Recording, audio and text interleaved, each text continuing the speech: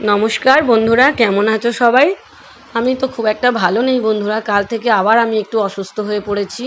আমার প্রচণ্ড কাশি হচ্ছে, প্রচণ্ড সর্দি, গলায় ব্যথা হয়েছে। এই প্রচণ্ড যে মারাত্মক গরম পড়েছে বন্ধুরা, আমি আবারও অসুস্থ হয়ে পড়েছি। তো রান্না তো করতেই হবে, তো সেই জন্য আমি একটু এই বাটা মাছ দিয়ে আজকের একটু বেগুন আলু দিয়ে একটা অসাধারণ স্বাদের ঝোল করে তোমাদেরকে দেখাবো। তো তোমরা রান্নাটা দেখতে থাকো, রান্নাটা কেমন হয়।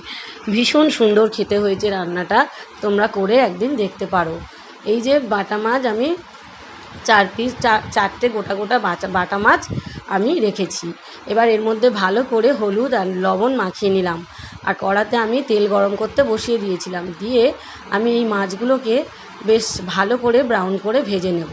এটা কিন্তু আমি হালকা ভাজবো না, একটু সামান্য কড়া করে আমি কিন্তু ভাজবো। তো বন্ধুরা, এই যা সাংঘাতিক গরম পড়েছে, এই গরমে বন্ধুরা সবাই অসুস্থ হয়ে পড়ছে। কিছুদিন আগে পর্যন্ত আমি খুব অসুস্থ ছিলাম, আমি একদম কথা বলতে পারছিলাম না, গলা পুরো ধরে গিয়েছিল। তো আবার আমি একটুখানি সুস্থ হতে সবে শুরু করেছি, আবার আমি কাল থেকে একটু অসুস্থ হয়ে পড়লাম। তো কি করব, আর সেই অসুস্থতা নিয়েই তো রান্নাটা তো করে খেতে হবে। তো এই রান্নাটা ভীষণ খেতে ভালো লাগে, তো মুখের অরুচিটাও একটু আছে, তার জন্য এটা করলাম। তো বন্ধুরা, এই যে মাছটা আমি বেশ লাল লাল করে ভালো করে ভেজে নিলাম। মাছটা বেশ একটু কড়া করেই ভেজেছি আমি, খুব যে নরম করেছি মানে নরম করে ভেজেছি তা না, একটু কড়া করেই ভেজে নিয়েছি। এই যে মাছগুলোকে আমি এক এক করে একটা ছোটো বাটিতে আমি তুলে নিলাম। তো এবার আমি ওই কড়াইতে কিছুটা যে মাছ ভাজার যে তেল ছিল তার মধ্যে আমি বেগুনগুলোকে ভেজে নেব হালকা করে। বেগুনগুলো কিন্তু কড়া করে ভাজবো না, হালকা করেই ভেজে নেব। লম্বা লম্বা করে বেগুন কেটে নিয়েছি, আর সরু সরু করে লম্বা লম্বা করে আলু কেটে নিয়েছি। তোমরা বন্ধুরা এই মাছের ঝোলটা এইভাবে একবার করে দেখো, অসাধারণ খেতে হয়েছে। তো এই যে বেগুনটাকে আমি বেশ ভালো করে হালকা করে আমি বেগুনটাকে বেশ ভেজে নেব। তারপরে ওই তেলের মধ্যেই আমি আলুটাকেও খুব সুন্দর করে ভেজে নেব। তো বন্ধুরা, এই বাটা মাছটা আমার মেয়েরা খুব একটা ভালোবাসে না, কারণ একটু কাঁটা আছে, তো সেই জন্য ওরা খুব একটা খেতে পছন্দ করে না। কিন্তু বন্ধুরা, বাটা মাছে কাঁটা থাকলে কি হবে, বাটা মাছ কিন্তু ভীষণ সুস্বাদু খেতে হয়। একটু কাঁটা বেছে দিলে ভীষণ সুন্দরভাবে আমার মেয়েরা খেয়ে নেয়, একটু কাঁটাটা বেছে দিতে হয়, তো ওরা খেয়ে নেয়। তো খুব যে পছন্দ করে তা না, তো আমি একটু কাঁটা বেছে দিই, তারপরে ওরা খায়। তো এই যে আমি বেগুনটাকে তুলে নিয়ে এবার ওই কড়ার মধ্যে আমি আলুগুলো সরু সরু করে কেটে নিয়েছিলাম, তো সেই আলুগুলোকে আমি কড়ার মধ্যে দিয়ে দিলাম। দিয়ে আমি এবার খুব সুন্দর করে বেশ আলুটাকেও ভেজে নেব। তো আলুটাও বেশি কড়া করে ভাজবো না, হালকা করেই ভেজে নেব। তো বন্ধুরা, তোমরা বাটা মাছটা অনেকে বেশ সর্ষে বাটা দিয়ে ঝাল করে দেখেছি। তো বন্ধুরা, আমার তো একটু ঝাল টাল খেলে একটুখানি এই গরমের সময় তোমার একটু বুক জ্বালা জ্বালা করে, তো সেই জন্য আমি একটু বেগুন আলু দিয়ে করেছি। এটাও খেতে দারুণ দারুণ টেস্ট হয়েছে। তো এই যে আমি আলুগুলোকেও তুলে নিলাম এক এক করে। তো বন্ধুরা, এবার আমি কড়াইতে কিছুটা পরিমাণ সর্ষের তেল দেবো। আমি পুরো রান্নাটাই কিন্তু সর্ষের তেলে করেছি, কারণ এই রান্নাটা সাদা তেলে কিন্তু ভালো লাগবে না। প্রথমে তেলের মধ্যে আমি কিছুটা তেল দিয়ে তার মধ্যে আমি কিছুটা কালো জিরে ফোড়ন দিয়ে দিলাম।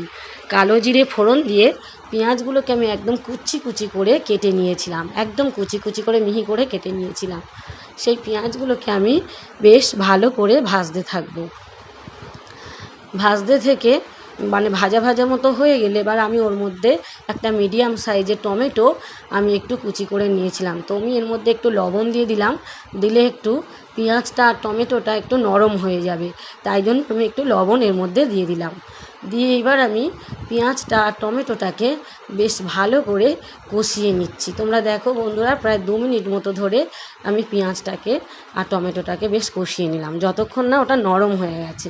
তো এইবার আমি এর মধ্যে মোটামুটি আমার নরম হয়ে গিয়েছে। এইবার আমি এর মধ্যে একে একে মশলাগুলোকে ওর মধ্যে দিতে থাকবো। তো তোমরা দেখো আমি এর মধ্যে কি কি মশলা এর মধ্যে দিই, তোমরা দেখো। তো প্রথমে আমি এর মধ্যে, তার আগে বন্ধুরা, আমি একটু গোটা জিরে 1 চামচ, গোটা ধনে 1 চামচ, কয়েকটা আদার কুচি, আর একটু রাঁধুনি 1 চামচ, আর কালো সর্ষে 1 চামচ, হলুদ সর্ষে 1 চামচ, এইগুলো আর কাঁচা পাকা লঙ্কা মিক্সড করে বন্ধুরা আমি মিক্সিতে বেটে নিয়েছিলাম। তো সেইটা আমি এই মানে পেঁয়াজ আর টমেটোর মধ্যে আমি সেটাকে দিয়ে দিলাম, সেই পেস্টটাকে আমি দিয়ে দিলাম। আর এর মধ্যে যেহেতু কাঁচা পাকা লঙ্কা অনেকগুলো ছিল, তো সেই জন্য আমি লঙ্কার গুঁড়োর পরিমাণটা একটু কম দিয়েছি। তো বন্ধুরা এত গরম পড়েছে, গরমে পুরো নাজেহাল অবস্থা। তো মানে মানে কি বলবো, মুখে হাসিও পাচ্ছে না, এত গরম লাগছে। তো এই যে আমি আরেকটু পরিমাণে কিছুটা তেল দিলাম, আমার মনে হলো যে একটু তেল কম হয়েছে, তো আমি আরেকটু পরিমাণ এর মধ্যে সর্ষের তেল দিলাম। দিয়ে আমি আবারও বেশ ভালো করে মশলাটাকে কষাতে থাকবো। মশলাটাকে যতক্ষণ ধরে বেশ কষাবো, বেশ তেলটা ছেড়ে ছেড়ে উঠে আসবে, তখন আমি বুঝবো আমার কষানো হয়ে গেছে। তো এইবার আমি আলুগুলোকে মশলার সাথে বেশ ভালো করে মিশিয়ে নেব। এই যে তোমরা দেখো, আমি আলুগুলোকে সরু সরু করে লম্বা লম্বা করে কেটে নিয়েছি। এবার আলুগুলো যেহেতু ভাজা ছিল, তো সেহেতু আমি এই যে মশলার সাথে খুব ভালো করে আমি আলুগুলোকে ভেজে নিলাম, যাতে আলুগুলোর মধ্যে কিছুটা পরিমাণ মশলা ওর মধ্যে ঢুকে যায়।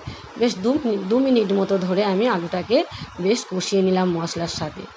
তো এইবার জলটা তোমরা বন্ধুরা যে যার পরিমাণ মতো দেবে। আমি মানে বেশি একটুখানি ঝোল খাবো, ঝোল রাখবো বলে আমি আমার পরিমাণ মতো জলটা দিয়েছি।